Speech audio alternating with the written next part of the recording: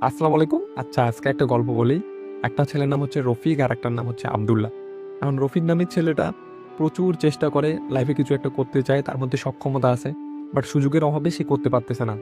অপরদিকে আব্দুল্লাহ নামের ছেলেটা, সে কোনো রকম চেষ্টাই করে না। তার মধ্যে তেমন সক্ষমতা নেই। সে সারাদিন ঘরে বসে থাকে। হ্যাঁ, এখন এই ২ টা ছেলের মধ্যে আপনাকে যদি বলা হয় যে বেকার আপনি কাকে বলতে পারেন? এই দুজনের মধ্যে কেউ চাকরি করে না, কাজ করে না, টাকা ইনকাম করে না। কিন্তু এই দুজনের মধ্যে বেকার কে?